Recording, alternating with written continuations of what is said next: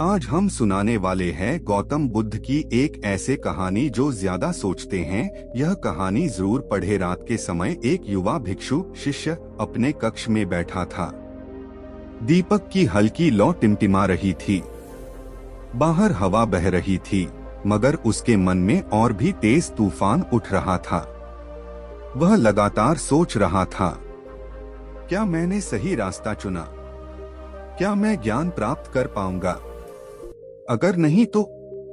अगर गुरुजी नाराज हो गए तो? अगर मैं असफल हुआ तो? उसके मन में एक के बाद एक विचार उठ रहे थे। जैसे समुद्र की लहरें किनारे पर टकराकर लौट जाती हैं, वैसे ही विचार आते और उसे थका देते। उसने सोचा, मन शांत होना चाहिए, लेकिन यह तो और बेचैन हो रहा है। मैं तो ध्यान करने बैठता हूँ, लेकिन ध्यान की जगह विचारों की भीड़ लग जाती है। शायद मैं कभी सफल न हो पाऊं। सुबह का समय और बुद्ध से भेंट। अगली सुबह वह सीधे भगवान बुद्ध के पास पहुंचा। उसकी आंखों में नींद की कमी और माथे पर चिंता की रेखाएं साफ झलक रही थीं। उसने झुककर कहा, भगवान, मेरा मन लगातार विचारों से भरा रहता है।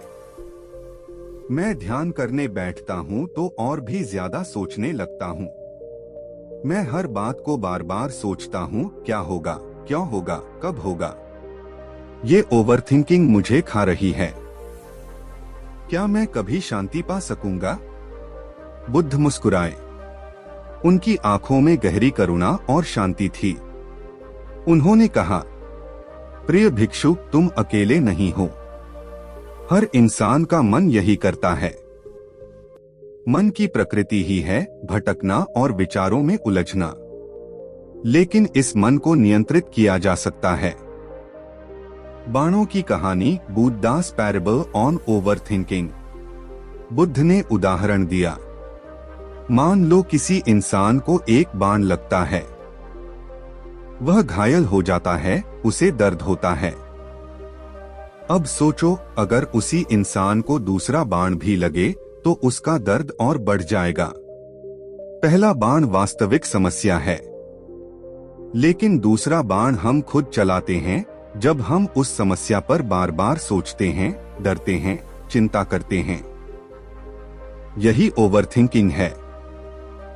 तुम्हें समझना होगा कि जीवन में पहला बाण तो कोई भी झेल सकता है, लेकिन दूसरा बाण खुद मत चलाओ। भिक्षु का मौन। भिक्षु ध्यान से सुन रहा था। उसे लगा जैसे उसके भीतर की गांठ खुल रही है। वह बोला, भगवान, तो क्या मैं हर समस्या पर सोचना ही बंद कर दूं? Subscribe for next part 2।